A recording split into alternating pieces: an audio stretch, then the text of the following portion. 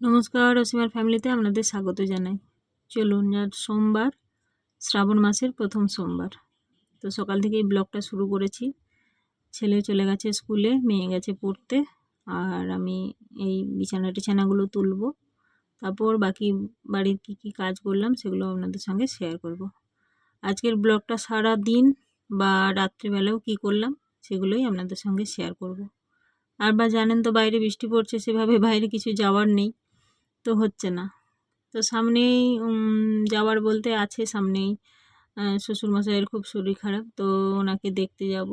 তো দেখতে গেলে আপনাদের সঙ্গে সেগুলোও শেয়ার করব। আপাতত এখন বাড়ির মধ্যেই আছি, তো বাড়ির মধ্যেই যেসব কাজগুলো করছি সেগুলোই আপনাদের সঙ্গে শেয়ার করব। তো চলুন, এই যে সকালবেলা ছেলে চলে গেছে, ওকে ওর 8টার স্কুল, তো তাড়াতাড়ি করে রেডি করে স্কুলে চলে গেছে। মেয়েরও পড়া ছিল, ও চলে গেছে 6:30টায়। আর আমি এই যে বিছানাগুলো গুছিয়ে নিচ্ছি, তারপরে আবার বাকি সব কাজ সেরে আবার ছেলেকে নিতে যেতে হবে। মেয়ের আবার টিফিন বানাতে হবে, খাবার বানাতে হবে, তো প্রচুর কাজ থাকে সকালবেলা। তো সেই হিসেবে এক সেকেন্ডও লেট করা যাবে না।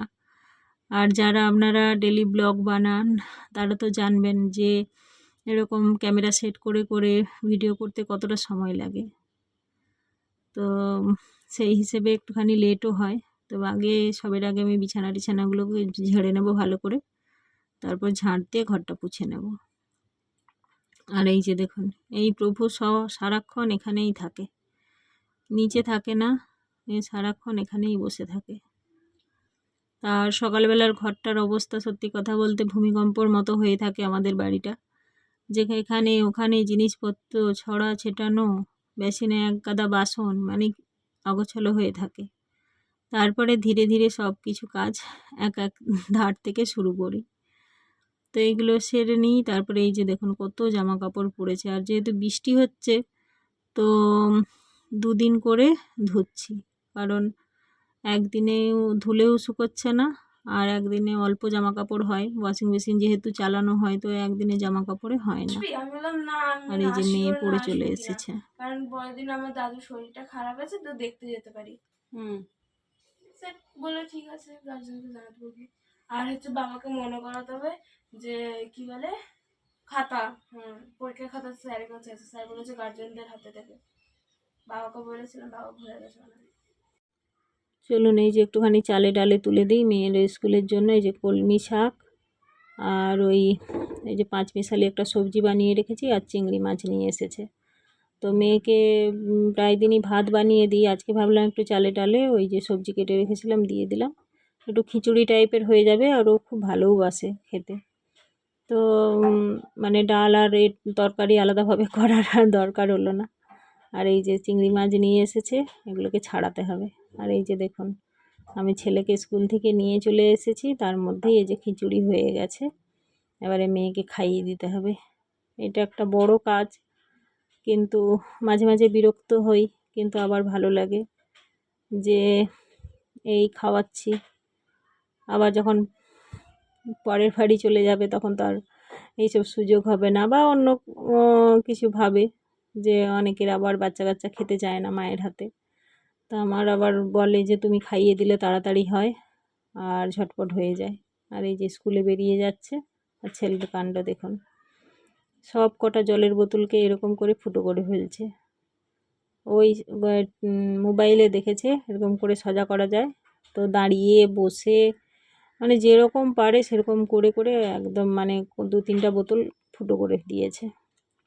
আর এই যে চিংড়ি মাছ আমার বাছা হয়ে গেছে, চিংড়ি মাছের বাটি করব, তাই ভাবলাম মশলাটা রেডি করে রাখি।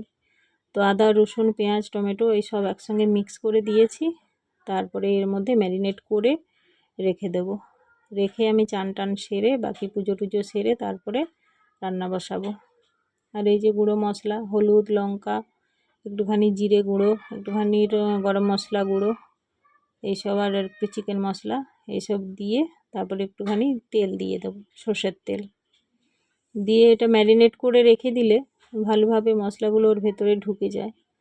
আর এমনিতে করলেও হয়, কিন্তু আমার যে হাতে সময় আছে তাই ভাবলাম করে নিই। আর এই যে ছেলের কাণ্ড দেখুন, ওর এই জায়গাটাই বসা দরকার, আর এরকম বসবে না, শুয়ে পড়বে।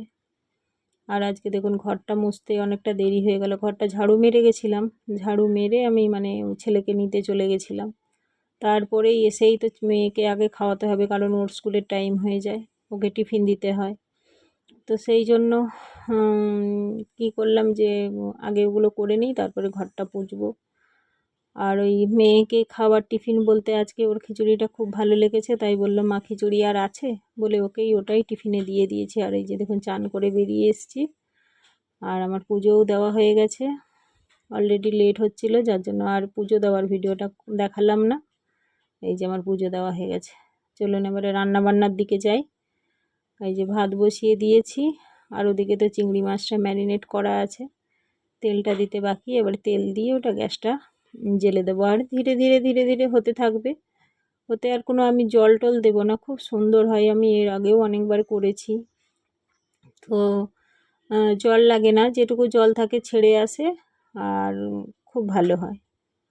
আর এদিকে শাক ভাজা আর পাঁচমিশালির সবজিটা বানিয়ে নেব, কারণ ওদিকে ওটা হোক, আর এদিকে এটা করে নিই।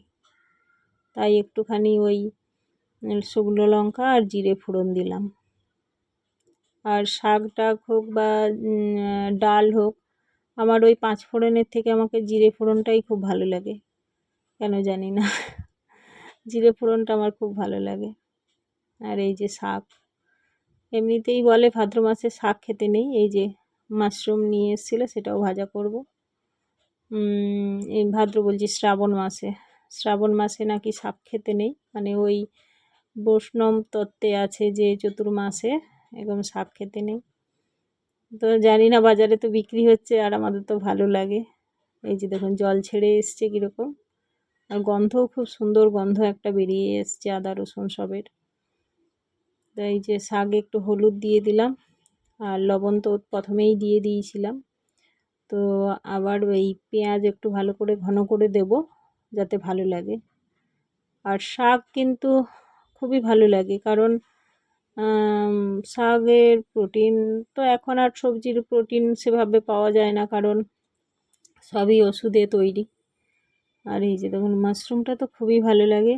আর এই যে আমার চিংড়ি মাছ পুরো রেডি, এক ফোঁটা জল দিইনি, ওই মশলার জল একটুখানি যখন ম্যারিনেট করেছিলাম তখনই দিয়েছিলাম।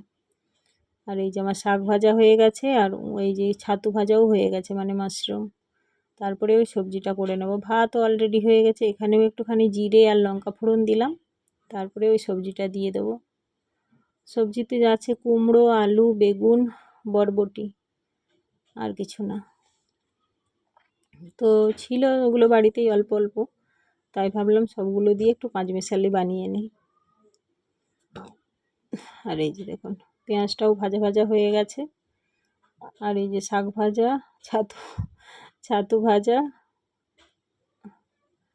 আর এদিকে তো মানে গ্যাস ওভেনের উপরেই আছে চিংড়ি মাছটা। আর এই যে সবজিটা দিয়ে দিলাম, অল্প অল্প করে নাড়তে নাড়তে একটুখানি লবণ দিয়ে ঢেকে দিলে ওটা নরম হয়ে যাবে।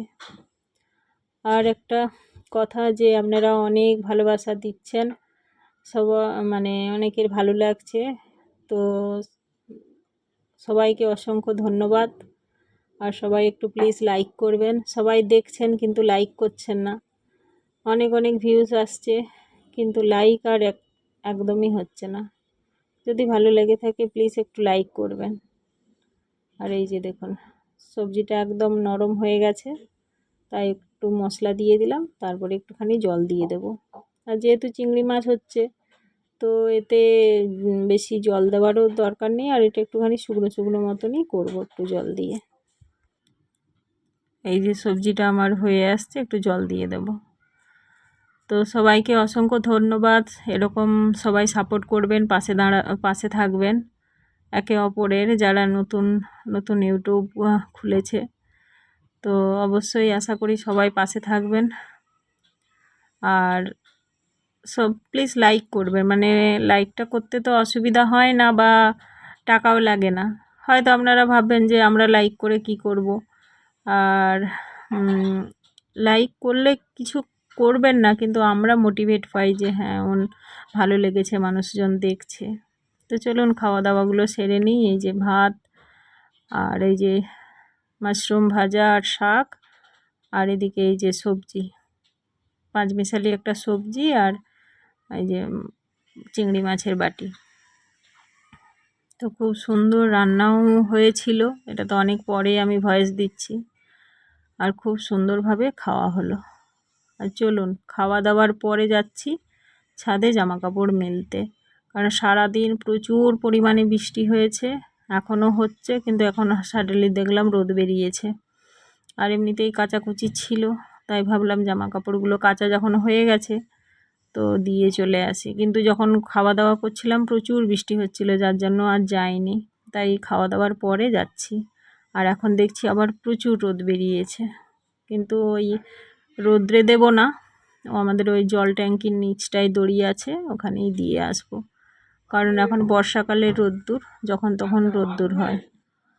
চলুন রোদ্রে দিয়ে আসি। আর আমাদের যেহেতু একদম গ্রাউন্ড ফ্লোরে, আর এইসব জামা কাপড় নিয়ে মানে লিফটটা আছে বলেই একটু শান্তি, নাহলে যে কি হতো কে জানে। এই যে দেখুন রোদ্দুর বেরিয়েছে, আর কীরকম বৃষ্টি হয়েছিল।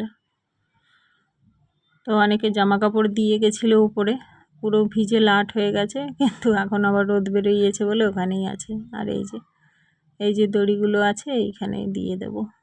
এখানে অসুবিধা কিছু নেই, যে বৃষ্টি হোক এ হোক, মানে জলের ছিটা পড়বে কিন্তু ভিজবে না। আর আকাশটার অবস্থা দেখুন, মেঘ ঘোর করে আছে।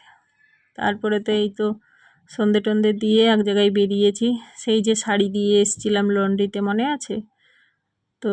সেই লন্ড্রিতে শাড়িটা নিতে গেলাম। আর এই যে দেখুন চলে এসেছি, সামনেই, বেশি দূরে নয়, আমাদের কাছাকাছি বলে চলে এলাম শাড়িটা নিতে, কারণ অনেক দিন হয়ে গেছে, তারপরে ডেট দিয়েছিল, সেই ডেট অনুযায়ী নিতে এলাম। আর মানে এত ভুলক্কর, আমি শাড়ি নিতে এসেছি কিন্তু প্লাস্টিক মানে ব্যাগ বা কিছুই নিইনি, কারণ ওনারা সেদিন ব্যাগ ফেরত দিয়ে দিয়েছিল, আমার আর খেয়াল নেই। আমি হাফ রাস্তার অর্ধেক বেরিয়ে চলে এসেছি, তখনকে গিয়ে মনে হলো যে যা ব্যাগটা নিতে। তো ওনাকে বললাম, বলে না না আমাদের কাছে কোনো ব্যাগ থলি টলি কিছু থাকে না। তো যেহেতু প্লাস্টিকে ছিল অসুবিধা হয়নি, তো বাড়িতে রেখে তারপরে একটুখানি পার্লারে এলাম, কারণ পরের দিন শ্বশুরবাড়ি যাব। তারপরে অনেক দিন হয়ে গেছে পার্লারে যাওয়া হয়নি, মুখের মানে আইব্রোগুলো অনেক বড় বড় হয়ে গেছে, মুখটা কেমন লাগছে, তাই এই পার্লারে এলাম। তো পার্লারে আইব্রো করব। তো চলুন, ভালো লাগলে অবশ্যই একটা লাইক, শেয়ার, কমেন্ট